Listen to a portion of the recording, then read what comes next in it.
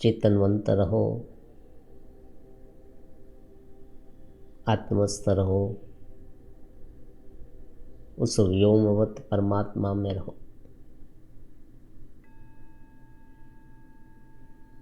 आज का महत्वपूर्ण प्रश्न सत्संग का, ये स्थिति उत्पन्न होती है तब मन का क्या होता है?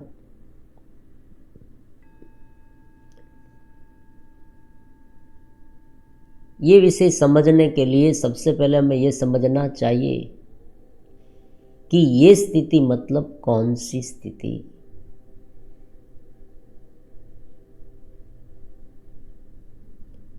चेतना हमारा अपना स्वरूप है, जो अनुभव में आ रहा है सब कुछ उनका मुख्य तत्व है, वो चेतनवंतता है।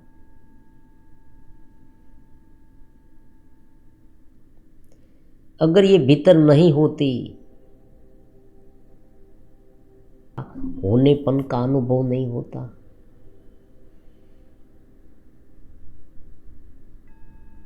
ये महत्वपूर्ण प्रिंसिपल है, महत्वपूर्ण सिद्धांत है कि सबसे पहले तो मैं हूं का अनुभव हो रहा है।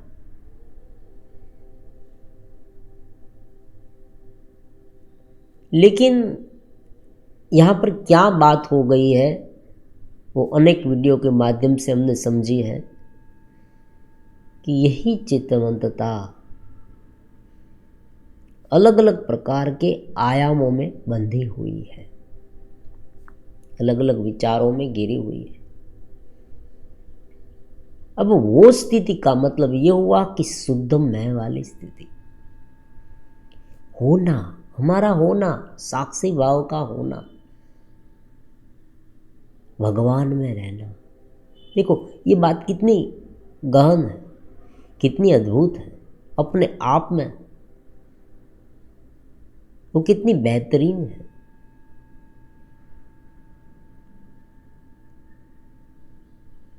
उस आयाम में रहना, उस चेतनवंतता में रहना जो स्वयं जानने वाला है, जिनके माध्यम से ये पूरा जगत जाना जा सकता है।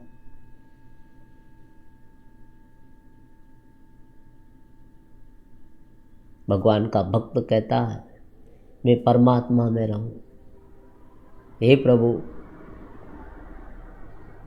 मुझे तुझ में संभाल ले। ये क्या है? मुझे तुझ में संभाल ले, मैं आत्मा हूं, ये प्रकृति के एक हिस्से में। अब देखो प्रकृति क्या है? जो आसपास का माहौल, मन के विचार, तुम्हारी मन गढ़ंत बातें, तुमने जो अनेक जन्म से, अनेक समय से सोच रखा है, वो सब प्रकृति है। तुम्हारी स्मृतियां, तुमने जो जो काम किए हैं, वो सब कुछ एक संस्कार के रूप में डटे हुए हैं, वो प्रकृति। वही सोच उभर के बार बार आती है।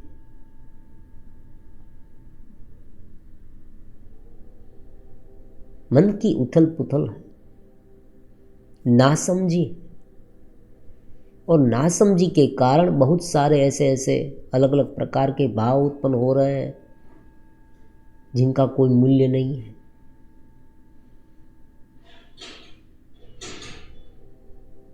केवल एक बाह्य आकर्षण है दुनियावी, उनमें फंसा है जीव। ये सब जो है वो एक प्रकार का उलझाव है। साक्षी चैतन्य उनमें फंसा हुआ, क्योंकि देखो वो जानने वाला है, उनमें इतनी क्षमता है कि वो सभी प्रकार की वृत्तियों को जानता है। अब वो जानने वाला होने के कारण वो उन्हें सूक्ष्म रूप से जानने गया। देखो समझे, जैसे ही वो सूक्ष्म रूप से उन्हें जानने गया कि वो उस वृत्ति के अनुसार बन गया है, विचारों के अनुसार बन गया है। जो मन में सोच उत्पन्न हुई वैसा वो अपने आप को मानने लगा।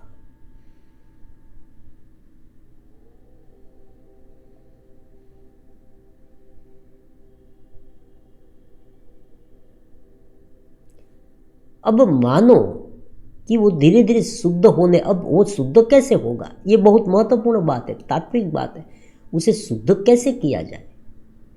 क्या कोई कर्म उसे शुद्ध कर सकते हैं? कोई व्यक्ति ने अच्छे कर्म करना शुरू कर दिया, परोपकार के कर्म, परजन हिताय बहुजन सुखाय, ये काम करना शुरू कर दिया, लेकिन मनोवृत्ति बदलनी चाहिए, विशालता आनी चाहिए, समझ विकसित होनी चाहिए। आप ये भी कहेंगे होगी, हाँ हो रही है तो बहुत अच्छी बात है। देखो, शुभ कर्म से एक बाह्य वातावरण बन सकता है, एक पृष्ठभूमिका बन सकती है जो मन को बदलने वाली है। कोई व्यक्ति इतना सिकुड़ा हुआ है अपने स्वार्थ में, अपने आप को ही, मतलब अपने शरीर को, देह, इंद्रिय, उनके विषय, कुछ मनगढ़ंत बातें, कुछ दुनियावी आकर्षण, देखा देखी, उसमें ही वो फंसा हुआ है और उन्हें रुष्ट पुष्ट करने के लिए कार्य कर रहा है। उनसे अच्छा भाई ऐसे दिव्य कर्म करे तो ये एक बात हो गई सुधार की। हाँ, ये हो सकता है कि जब वो कुछ करेगा इस तरह का, तब धीरे धीरे उसमें बदलाव आएगी। वो उनका जो घेरा है, सिकुड़ा हुआ घेरा, जो वो एक आयाम में बंध गया है, मन के घेरे में गूंथ गया है, उनमें से तो कुछ बाहर आए।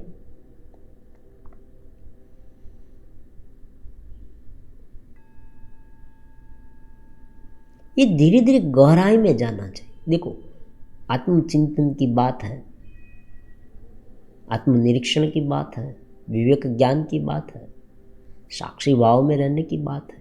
मैं शुद्ध बुद्ध मुक्त चैतन्य हूँ, लेकिन ये केवल मन की एक परत पर नहीं, केवल ऊपर ऊपरा ऊपरी नहीं, ऊपर ऊपर छला नहीं, देखो समझे, केवल ऊपर ऊपर से नहीं, ये गहराई में जाना चाहिए। और गहराई में कैसे जाएगा? एक एक परत टूटेगी। साधक लंबे समय से, नियमित रूप से, इस समझ से, इस चिंतन से, उनके विचार से, देखो इनके विचार से केवल, अगर कोई भी विचार ना आए, ऐसी स्थिति ना हो सके, समझे, फिर से, कोई भी विचार ना आए ऐसी स्थिति, केवल अपने स्वरूप में, केवल परमात्मा में, केवल दिव्य चैतन्य में आप लीन है, नहीं रह पाते, तो उनका विचार करें। देखो, ये बात भी महत्वपूर्ण है, ये भी बहुत इंपॉर्टेंट है। ये हो सकता है, उनका विचार करें।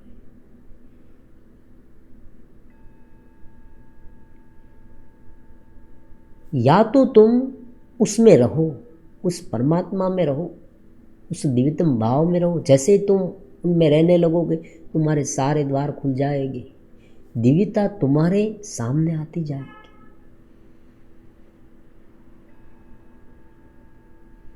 तुम उस पूर्णता में नहाओगे, तुम आनंद में रहोगे। वो आनंद कोई इंद्रियगत आनंद नहीं होगा। जब तुम वो देखोगे तब तुम्हें पता चलेगा, तुम जुड़ोगे तब पता चलेगा, तुम जैसे जैसे ऊपर उठते जाओगे तब पता चलेगा कि हाँ, ये हो रहा है। और जब व्यक्ति विवेक ज्ञान से युक्त होता है तो और ज़्यादा गहराई में जाएगा। सूक्ष्म दृष्टि धीरे धीरे विकसित करनी होगी। जब भी हम कोई भी चीज़ देखें, उनको सूक्ष्म दृष्टि से देखें, ये क्या है, बाह्य रूप से इनका क्या अर्थ है, उनके भीतर क्या है, वास्तविक रूप में मैं कौन हूँ।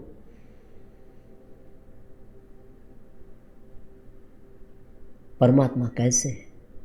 परमात्मा सर्वव्यापी किस तरह से है? जो मैं दिख रहा है वो कैसे परमात्मा है? मैं हूँ, मैं तो शुद्ध हूँ, फिर मैं ऐसा क्यों हो गया हूँ? ये जो सोच है ना, वो आत्म तत्व की सोच है, ब्रह्म की सोच है, ब्रह्म चिंतन है। इस चिंतन से धीरे धीरे बाह्य जितने भी बंधन हैं वो टूटते जाएंगे, आसक्ति छूटती जाएगी, सांसारिक आसक्तियाँ, ये बंधन है, उसने हमें बांध रखा है, हमें ऊपर उठने नहीं देती। ध्यान में हमें स्थिर रहना है, लेकिन ये मन क्या कर रहा है? अपनी उटपटांग हरकतों से हमें परेशान कर रहा है। और मन ये क्यों कर रहा है? उनका भी कारण है, हर एक चीज़ का कारण होता है, उनका कारण छिपे हुए संस्कार है। आज तक हमने यही आदत डाल रखी है। दुनियावी बातों, दुनियावी जो विषय है वो हम पर इतने हावी हो गए हैं कि हम यही मानते आए हैं कि यही बात सच है, किसी और का दोष है। समझे? ये बहुत ये जो है ना, ये दोषारोपण, ब्लेम करना, दूसरे व्यक्ति पर ब्लेम करना, तुम्हारा दोष है, मेरा कोई दोष नहीं है। ये भी मन की आदत हो गई अहंकार के कारण। मैं सच हूँ, मैं हमेशा सच रहता हूँ, मैं सच ही हूँ, दूसरी तुम हो, तुमने ये किया है, तुमने ये करा है। तो ये भी मन की फितरत हो गई है, मन की आदत बन गई है।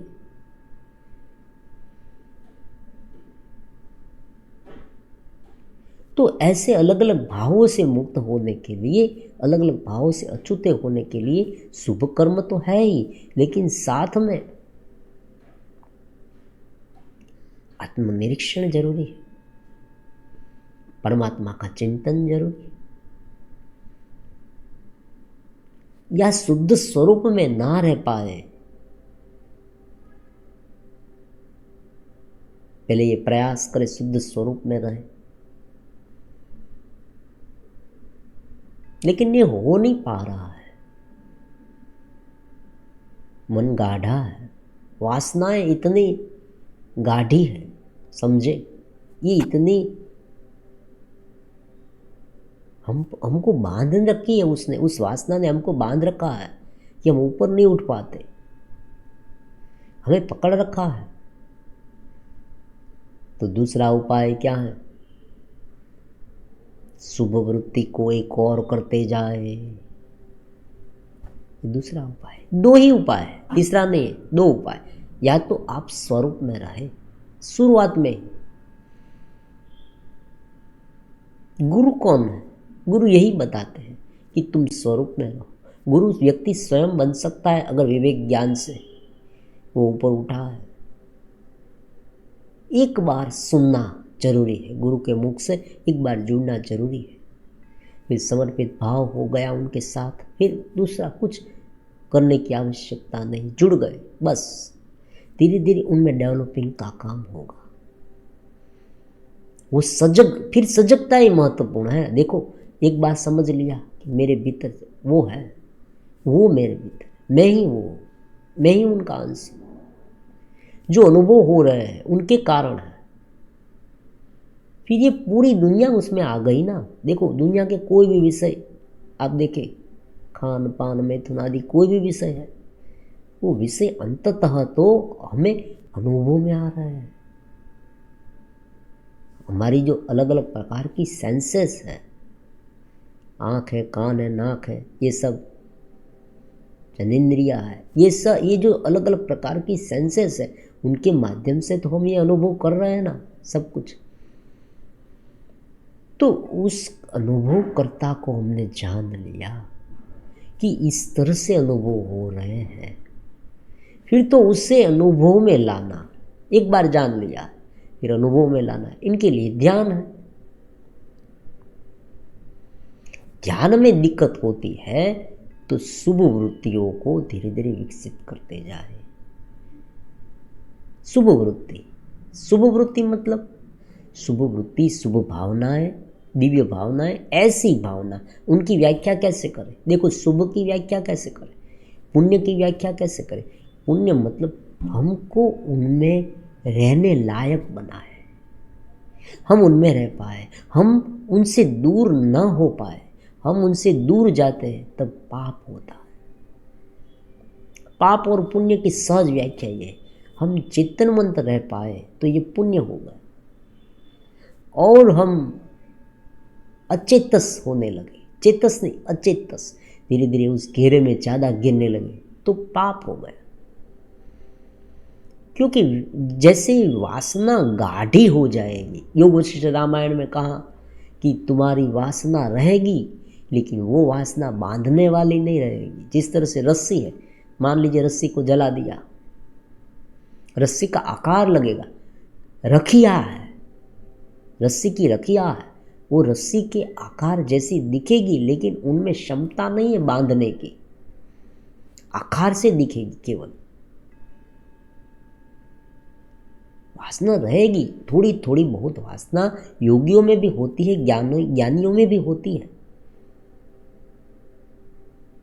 सहज निभाव जिसे कहते हैं, सहज जीवन निर्वाह, ये हो रहा है और उन पर ध्यान देने की आवश्यकता भी नहीं है, वो अपने आप होगा।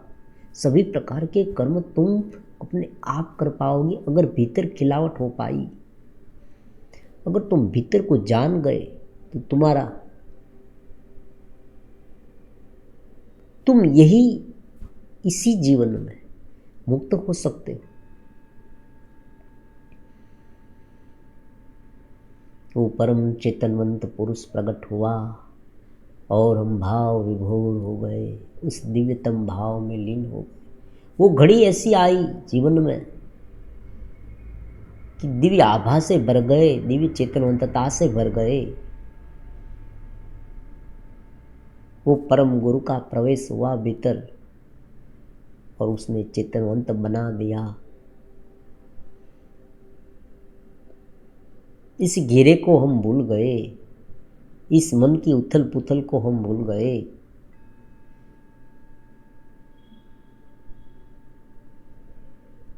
उसमें नितांत आनंद में इतने लीन हो गए, उनके स्वरूप की अनुभूति में इतने लीन हो गए कि बाह्य क्या चल रहा है वो अपने आप चलता रहेगा। देखो शरीर में बहुत कुछ चल रहा है, हमें पता नहीं। आप देखें शरीर को, देखें शरीर में क्या नहीं चल रहा। इतनी जटिल रचना है ये शरीर, कॉम्प्लेक्स, बहुत कॉम्प्लेक्स रचना। ये ऐसी बात नहीं है कि शरीर को हम चलाते हैं शरीर चलता है। खाना तो हमने खा लिया कि, लेकिन कौन पचाता है? पचाने का काम कौन करेगा? शरीर करता है। प्रकृति अपनी ओर से सभी प्रकार के कार्य करती रहेगी अगर हम हो या ना हो।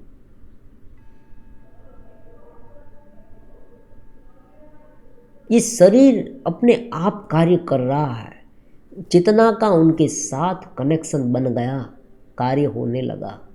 लेकिन प्रकृतिगत कार्य है ये। भले हम हैं भीतर, हमें मैं हूं का भाव अनुभव में आ रहा है, फिर भी हम पूरे शरीर को नहीं चलाते। ये अपने आप चल रहा है।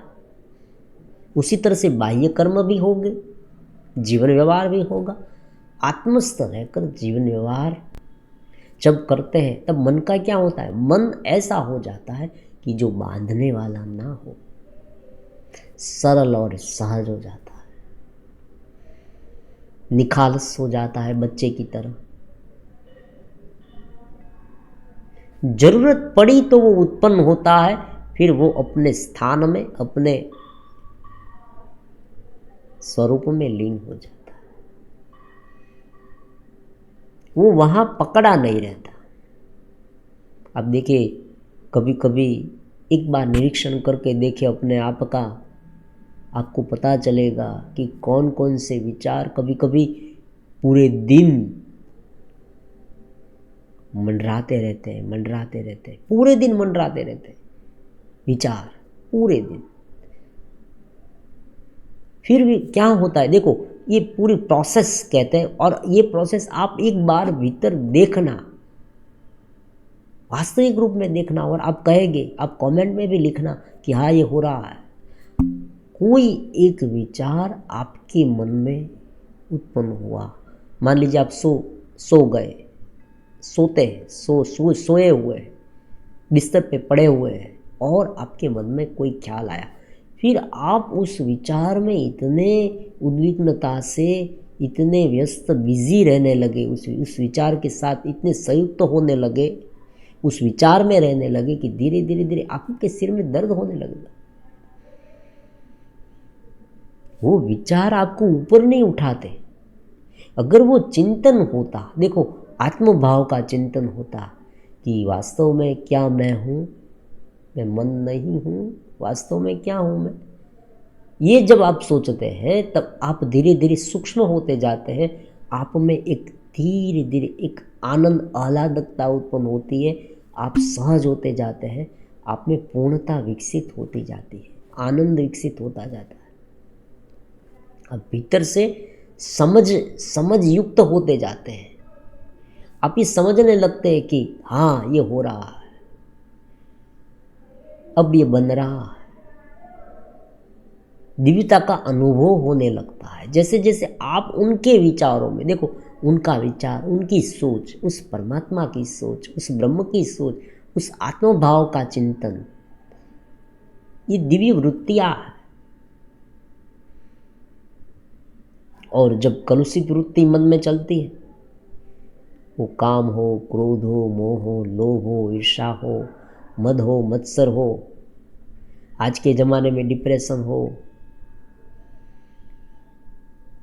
स्ट्रेस हो, क्या होगा, एंग्जाइटी हो, कोई भी नाम दे अलग अलग। आज के ज़माने में क्या हो रहा है देखें। सोशल मीडिया का कोई रोग हो गया हो, ये भी रोग है, सोशल मीडिया का रोग।